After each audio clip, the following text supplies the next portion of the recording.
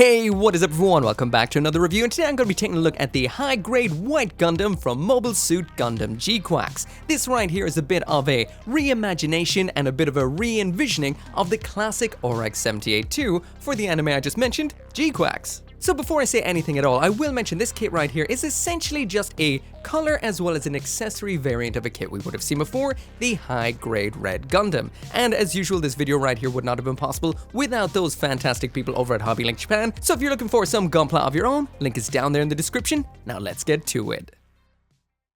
So usually when it does come to my reviews, I start off with the build, but this time around it was exactly the same kit. I mean exactly the same kit we would have seen with the Red Gundam, that I didn't actually do that. I didn't film the build, but it is 100% identical besides the colors. We do have a bit of bazooka in here which changes things up a little bit, but otherwise 100% identical. Also, because I am a little bit behind on this kit, I didn't get the time to pan line it and kind of paint in the details that I would have done with that Red Gundam. So today we're going to be seeing an absolutely out of the box raw build with nothing extra done to it whatsoever. It still looks good, but it kind of does highlight some of this particular kit's issues. But speaking of which, we might as well jump right on into the aesthetics.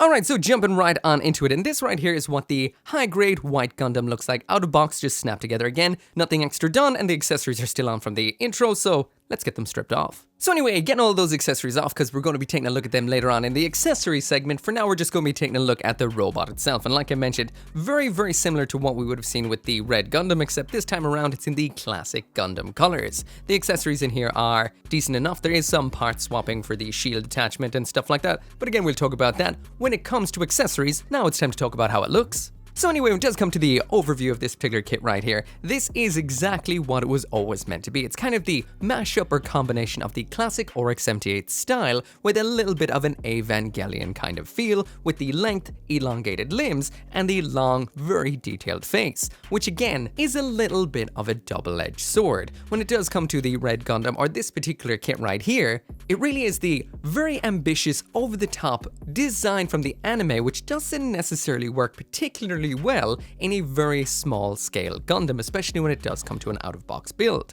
And I suppose the most kind of telltale aspect on this particular kit is the head when it does come to that. Every time I look at the head on this, I always remember that meme of the RX-78-2 licking a lemon. This one right here. Because that is the vibe it tends to give to some degree. But when it does come to the actual kit, it is hard to kind of cast shadows into the nice detailing that is in here. As you can see, for the most part, out of box, it is lost. So this is definitely one of those kits you do need to panel line. For example, that right there is my version of the Red Gundam, which I did do a little bit of a quick panel line on, as well as a matte top coat. This will bring out all of those details for you, but there is still some issues in regard to color separation as well. But this is definitely, as Bandai calls it, the 1 point step that you really need to do in this kit.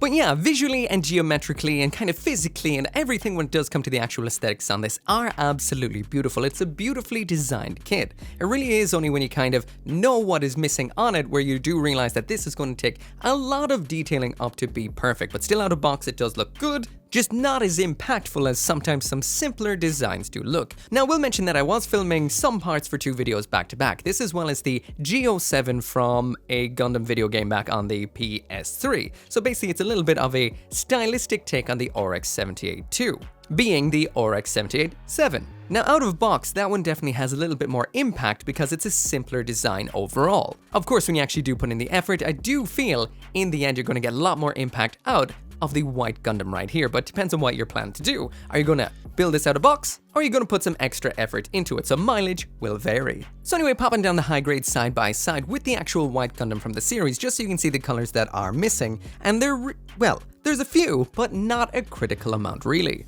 When it does come to the head, we've got the vast majority of the colors. There are a couple of stickers included for some of the purple bits that are missing, but mainly what's missing is some gray detailing around the side of the head, as well as the Vulcans up top. Bandai did an absolute fantastic job when it does come to the torso, and the only real thing that is missing is some slight little gray detailing here and there, and some yellow off the vents inside of the chest. Not the worst. The arms again looking good. We've got the yellow up inside the shoulder, which is a very nice touch, and the only thing we're really missing is a lot of that piping around on the back of the hand that should have been in yellow. Again, you can kind of freehand this in easy enough, but it is worth noting that it is missing out a box. The legs are pretty much perfect for the most part. I will mention it is stickers on those yellow sections on the upper thigh, and we do have nice layered grey from underneath, bringing out pretty much all of the detail we want to see on the sides of the arms. Also, I will mention there is some white missing off some of the raised greeples on the feet, but again, not the worst. I mean, considering just how detailed of a kit it is, and that this is just a high grade, Bandai have done pretty damn well right here. Stickers wise, there are quite a few. Some I used, some I did not. And as for the ones that I did use the eye stickers in here. That is the blue versions, but we also do have red ones too. 6 right here, this is for the head camera on the back. All of these stickers are doubled up, which is nice just in case you lose one or they fall off. 7 and 8, these are for those kind of aircraft marking lights, signifying kind of the left and the right aspect of it up on the shoulders. All those little yellow ones again are doubled up in case you lose one or screw up somewhere. Those are for on the upper legs. The grey ones right here, 9 and 10, those do pretty much the same thing. Those are kind of for the almost hazard pattern raised sections on the forearms. And these big old ones right here, these are for on the shield, but I did not use them, and we'll take a look at the shield a little bit later on. I will also mention we have stickers for all of these hard points like this one right here, all 6 of them. And there is a single included decal, which is this one right here for sticking onto the chest. Anyway, jumping on into that full 360-degree spin so you can see all of the detail for yourself. Again, this is a kit for the panel liners, definitely. Make sure to get some ink into this kit and it really will shine. There's so many recessed details and greebles, as well as panel lines all over the place that really do get lost in the sea of white. No matter what light I've tried to put this under, nothing can really highlight them because they are a little bit on the kind of shallow side. That mixed with the kind of matte pure white means they just don't pop at all without being, well, inked up. We've got some great detailing all over the place. The super recessed detail in the back of the upper legs looks incredible. All of the kind of geometric shapes and overlapping parts of the torso look incredible. And the Gundam Cross Ava design just always is just so much fun. It's kind of hard to forget that the face looks like it's sucking a lemon, most definitely, but overall it's pretty cool. It's a nice take on the classic look and very unique when it does come to gunpla designs. Again, underline that this needs pan lining pretty damn bad. Finally then, when it comes to the aesthetics, jumping on into that size comparison, and there it is beside 2 classic standard size Gundams, being the high-grade Revive RX-78 on the left and the Revive Mark II on the right. So as you can see, the White Gundam from GQuuuuuX is about standard Gundam height. It's just a little bit on the skinny side and, well, could probably do with a sandwich or two. Moving on through some more high-grade kits, there's the high-grade Red Gundam, high-grade GQuuuuuX, high-grade Light Gun Cannon, this one in the Sailor Mask colors, high-grade Police Saku, high-grade Gundam EX, high-grade Gundam Barbatos, and high-grade Gundam Ariel. So jumping on into the accessories, and here's absolutely everything that comes with the high-grade White Gundam, and it's the usual Gundam sword, board, and beam rifle loadout. The sword being a pair of beam sabers, the board being that standard Gundam shield, and the beam rifle, of course, being the beam rifle. On top of that, we do actually have a bazooka, some included adapters, as well as one alternate hand, which is a widespread left hand. So blasting on through everything that's inside this box pretty quickly, because we've seen pretty much all of it before with the high-grade Red Gundam. It's just kind of a little bit of an accessories difference between the two, not a whole lot. First up, of course, is the hands. We've got 3 in total. That is a pair of holding hands, as well as one alternate hand, which is a widespread left hand. All of which looking nice, but like I mentioned before, you will have to detail up the yellow that is missing on the kind of piping around back. Next up, it's time to get the White Gundam up into the air. This is the usual 3mm stand attachment. The stand I'm using today is the one I usually use. People ask all the time, so this is the Good Smile Company Simple Stand. You get 3 of these in a box for about $8 or $9 or euro. Great value, they're awesome. My favorite stand, without a doubt, especially for high grades and real grades. Next up in here, we've got a pair of beam sabers with that very nice GQuuuuuX shade of pink. Some nice detailing here molded into the handles, again, kind of hard to see. We'll also mention that the central aspect or panel on these is meant to be in a dark gray, so they're not fully color accurate. Detailing will have to be done. Popping them into the hands is super simple to just slide on in like so, and when not in use, just pull off the beam, and they can be stored up here on this particular bit right here. However, I will mention, for some reason, this one is extremely loose. This one is absolutely fine, and that's just a little bit on the weird side. So yeah, besides that little bit of a loose attachment around on the backpack for the handle, everything works out well, and that right there is what the White Gundam looks like with its beam saber attached. So next up in here we've got the shield, and straight off the bat this is your usual kind of Gundam shield in the red, white and yellow. We do have extra detailing on it, and around back we do have this very nice looking barred frame section. However, if you do actually take a look at what this is meant to look like, you can see that it is missing a lot of colors. So over there on the right hand side, that is what it's meant to look like. So the little kind of window section up here, or that little kind of viewing part, that is meant to be in white. And we're meant to have a whole bunch of grey detailing in the recessed panels. Now I will mention when it does come to the grey sections, stickers are included so you can just pop those on, but the white detail you will have to paint yourself. So when it does come to attaching on the shield, the red and the white Gundam are a little bit on the odd side compared to your average kit. There is a little bit of a kind of parts formation. You need to remove the hard point that is on the elbow, attach on an alternate part which has a peg on it like this, reattach the little cap that holds it on the elbow again, then you can pop the shield on like so. This does give you really nice articulation though, and it's a very nice looking shield overall, even though it does need some detailing, and it can pivot side to side just like so to get it wherever you want around the arm for posing. Next up in here we've got the beam rifle, once again exactly the same as we would have seen with the red Gundam. It's an interesting take on the classic sort of beam rifle with a lot of molded detail into the surface. We do have a color separated part for the side up top. And when it comes to moving aspects, we've got this section right here, which is the sight. It can move side to side with this kind of hard point right here. And the front handle section can move side to side yet again to be held in both hands. As for attaching this into the hand, first off, separating the hands on the red and the white Gundam is kinda hard. The back of this is really locked in there, so it's not gonna drop the weapons when you've got them attached. As for attaching just slots on in like that, so there is a little bit of a section up top, the finger actually near the trigger, which again locks it in position, and then you just pop the back on like so. Once you do get this attached on, it grips perfectly and looks pretty damn good in the hand in every single pose. However, I will mention there is no storage for this particular weapon, so once you have it disconnected and you're not using it, there is nowhere to mount it on the Gundam.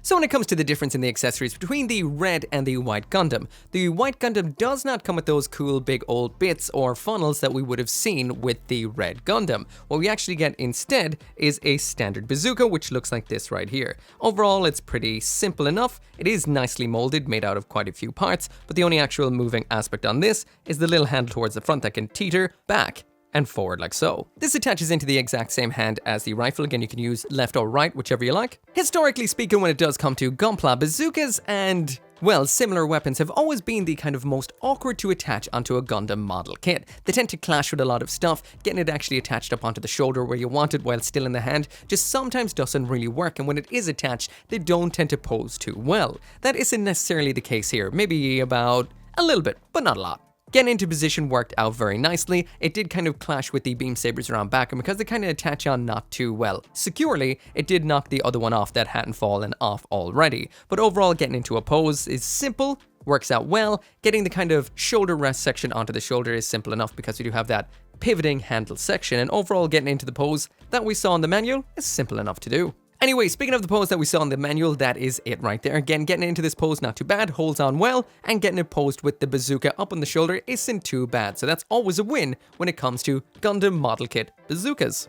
Also, I will mention we have a little adapter section in here for attaching the shield onto the backpack. You just attach it into the shield just like so. We've got a little slot in the backpack you attach that into, and it holds on perfectly and looks good. I'll also mention we do have a bunch of other little adapters included inside of the box as well. And if you want to see what those do, check out my red Gundam review because they're the exact same thing. They're basically for attaching on the funnels or the bits that came with that kit, and you can use them in anything that has a 3mm hole in it.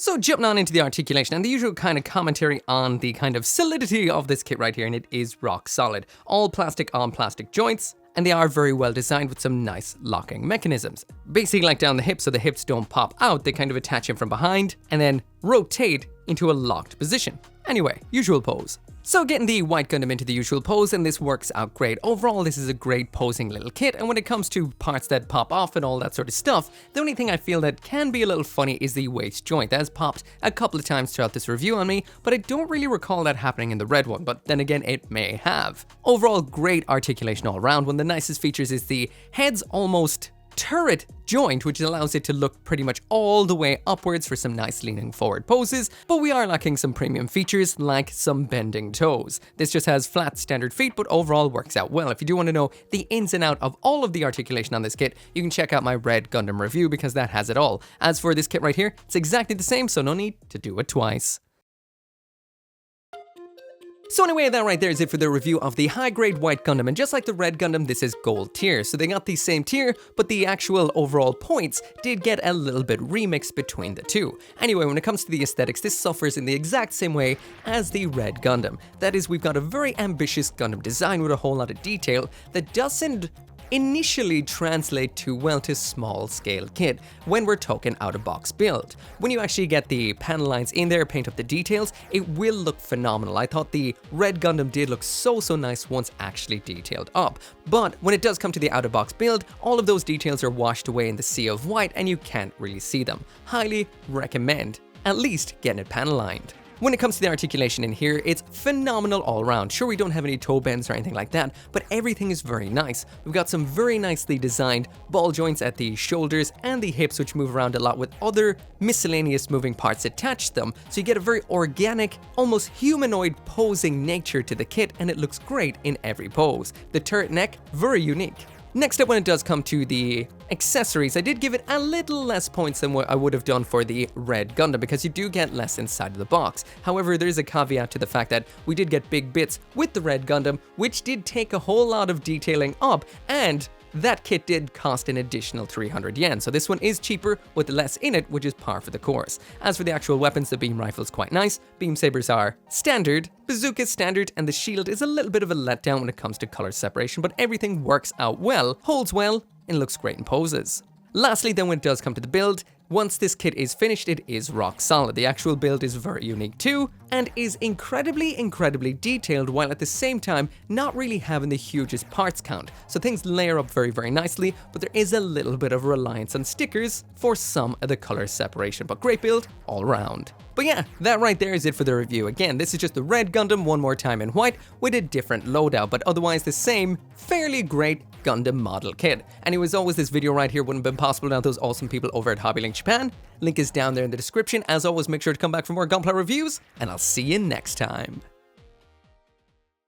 As always, thank you so much to each and every one of you guys who watches my videos, and special thanks at the end of the video right here to the channel members and the members over on Patreon, including Scotty Thomas, RG59061, Joe, Van Fawn, Caleb Engelhart, Christopher Hamzy, and Dismas.